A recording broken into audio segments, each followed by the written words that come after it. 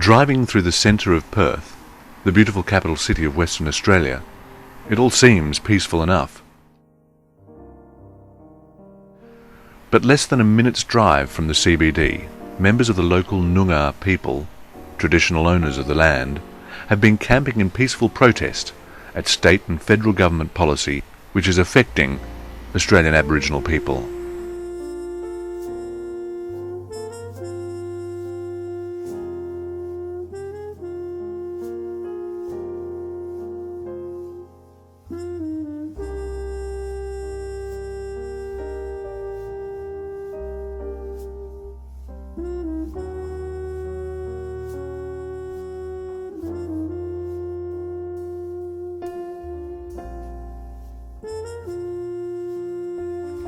On Friday the 13th of March 2015, I decided to take that short drive to have a look with the hope of finding out what is going on.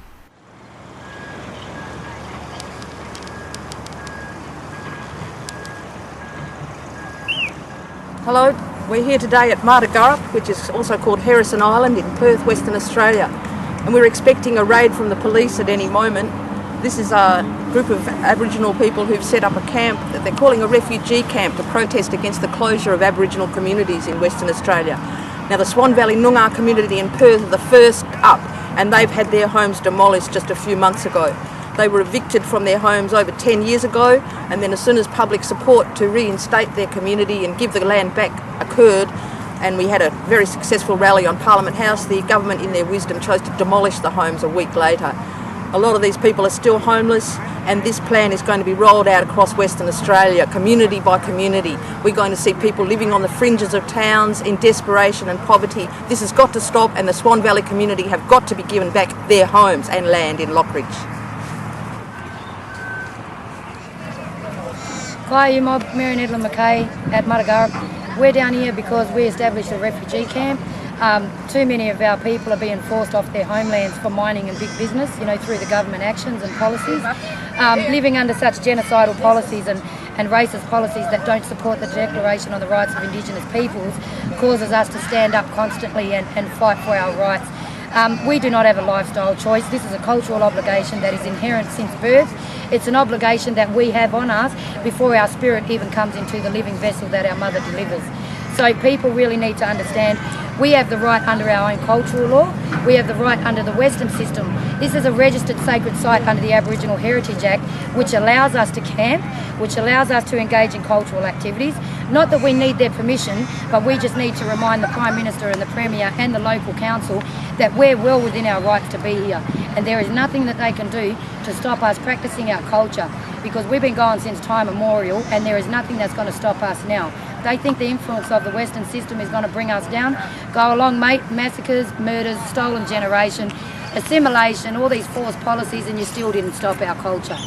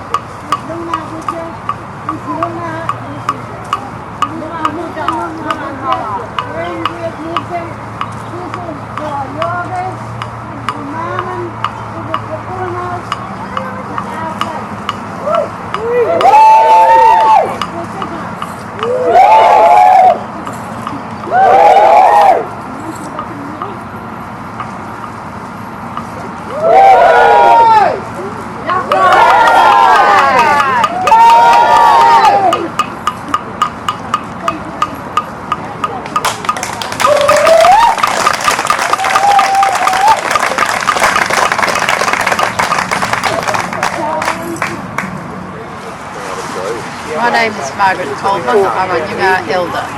We're on this land because this is a cultural, traditional land that belongs to the Nyoongar people.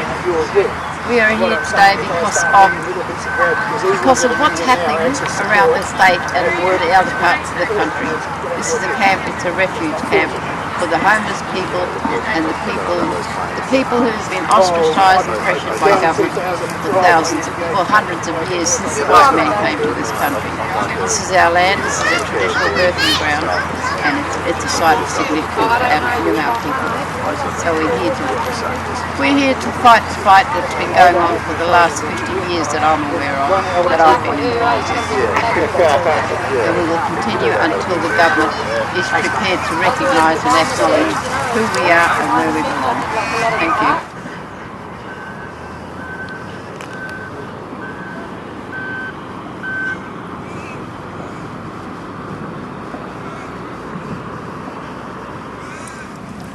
We've got an Indigenous land use agreement going on at the moment between WA State Government and the Nyoongar peoples of Western Australia. The State Government is trying to dispossess our people of our lands for monies. They're saying $1.3 billion. Sorry, State Government, sorry, Colin Barnett, sorry, Swallows, you represent government, you do not represent the Nyoongar peoples. You are selling us out, South West Land and Sea Council. You are the representative of WA State Government. You failed to represent our people. You have failed our people. Colin Barnett, sorry, we don't sell our mother. Our earth is our mother. Our mother is not for sale. Our land, our mother earth is not for sale. Sorry. Tony Abbott, you call yourself Prime Minister for Aboriginal people. What, Prime Minister for the destruction of Aboriginal people and culture? A lifestyle choice, mate. You know what a lifestyle choice is? A farmer with his kids on School of the Air. That's a lifestyle choice. This here is a cultural obligation, right? And remember where that taxpayers' money comes from? Taxpayers aren't subsidising a lifestyle choice. They're living on stolen money from stolen lands where people have been massacred and murdered. Remember that, mate, because we have a cultural obligation, not a lifestyle choice. Prime Minister for the Aboriginal people, more like Prime Minister for the continued foundation of stolen lands and wealth.